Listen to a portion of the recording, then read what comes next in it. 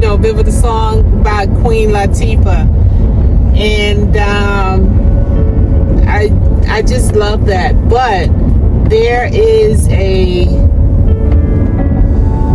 it's like a thin line between unity and real unity.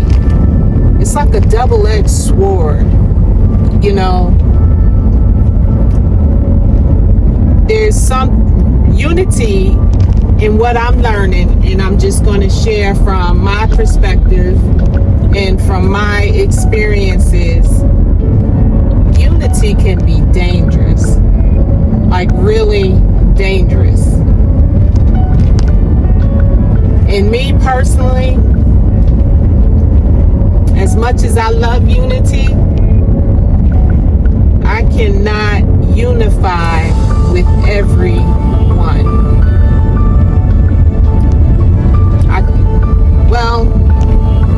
I need to talk it out so I can understand it more, understand my motives, and try to get a clearer picture of UNITY. Unity is a trip. And that goes back to getting to know people, how they act on a consistent basis, their motives and how they behave on an everyday, constant basis. Their goals, their motives, regardless of their background, regardless of how they come up. I mean, some people can come up in the worst backgrounds and fight for themselves to be some of the best people in this world, because that's not how they want to be, which was the way they were raised, or the way they came up, or the type of people they have hung around, which for example can be in a negative way and they don't want to be like that, or they could have come up in a positive way and they don't want to be like that. But I think for me, unity individually, as an individual person, coming together in unity. Let me start with this part. Like, say for example, with religion, with churches, you have different denominations. Some churches you can walk in, they feel a little different than others, and just trying to be a part of something for that unity. But let's see, politics. You have the three main politics, and then you have those that don't participate, but here and there, or maybe never at all. And then those are groups for unity, for what you believe or how you want to believe. But even with that, you still have differences in those behaviors, personalities. Human behavior are different.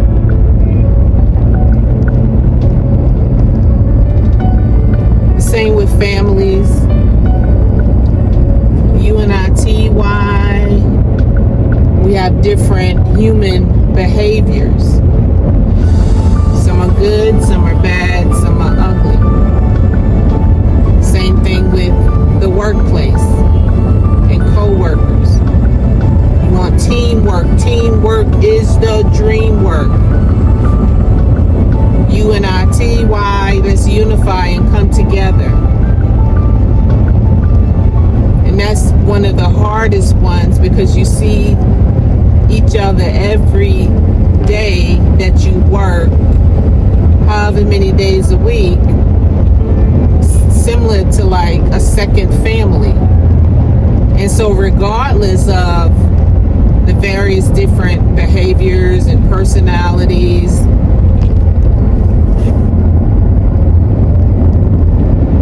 we learn to, one can learn to accommodate various different personalities and behaviors, and learn how to deal with these various different personalities and behaviors. But then unity comes within the mind too.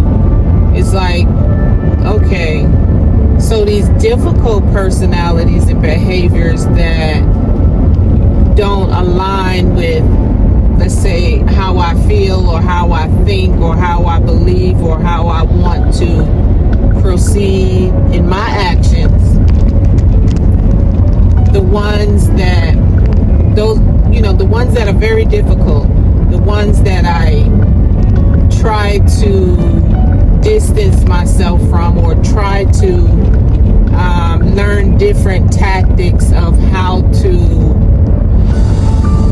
deal with difficult people, because we have to work together. We have to get things done. We have to serve the customers. We have to try to create a harmonious working environment. So yes, unity, but knowing that unity can be controlled, unity can be, eventually they think, the difficult people or the negative people or the horrible people or even the good people, yeah, they're all about unity, they're all about togetherness, but we're going to get them to think our way and this way and one way and only one way. And just like you may have good intentions, they have their bad intentions to get you to unify with that. UNITY, unity. It's all good, but not with everybody. Up to a certain extent, in how it is being done.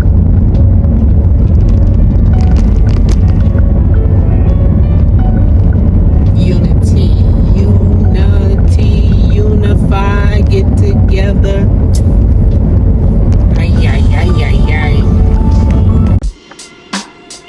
So I typed something into AI in what I'm saying about unity, and I've always been a strong advocate for unity, teamwork, and togetherness. These values have shaped most of my perspective and the way I interact with others. But as I continue to grow and reflect, I realize there's a deeper complexity to unity that often goes unspoken. Why I value unity, like teamwork brings people together to achieve common goals. Unity can foster support, understanding, and collective strength. So being together often means sharing resources and ideas and emotional support. The hidden dangers of unity is like unity isn't always positive. There's a side to it that can be dangerous if not approached with awareness. Like, for example, groupthink. When everyone is focused on togetherness, it can suppress individual voices and critical thinking. Manipulation sometimes calls for unity and are used to control or gaslight others, making it hard to recognize unhealthy dynamics. You begin to lose yourself in the pursuit of harmony. People may ignore their own needs, their own boundaries, and their own values. The importance of understanding someone else's motives or your own motives, I've learned that it's crucial to looking beyond the surface. People's motives, their backgrounds, and behaviors matter. Not everyone in a group has the same intention. If someone doesn't want to change, no amount of unity will make them. What matters most is how I give and how I receive. If something feels wrong in my soul, I need to honor that feeling. So I'm not here to convince anyone of my perspective. I'm simply sharing my own experience. And when unity becomes a tool for controlling, manipulating, or gaslighting, it's time to take a step back.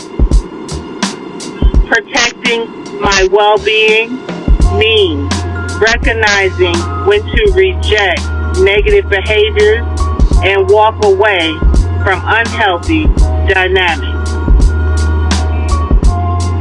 So unity and togetherness are powerful, but they are not always inherently good. It's essential to balance the desire for connection with self-awareness, discernment, and healthy boundaries. My journey is about learning when unity serves growth and when it is time to stand apart from my own peace and integrity. So this reflection is not about persuading others, but about sharing my evolving understanding of unity and its complexity. And what got me thinking on this topic, I came across a comment which I looked up, and it had me to look up something about the meeting in the rap community music industry that changed the whole music industry. And I just put a quote from that up top here. Like, once people figure out what you like and what you latch on to, then they continue to control your mind and your behaviors and your actions with that. So I take that, the first example I can give, I take that as going into an automobile store to get ready to buy your car. And you're like, oh, I like that car, I like that car, I like that car. They're going to zone in on that car every which way they can to get you to buy that car, and that it's going to be more, 8 or 9 times out of 10, it's going to be more expensive than anything else. Because they saw your reaction and how much you loved it and how much you desire that particular car. And that's what they're going to zone into. So the same thing in life. You know, if you all about unity and this and that, I have noticed, I'm just sharing from my perspective, then they're going to zone into you are about unity. You're about togetherness. You won't tell on us when we do wrong.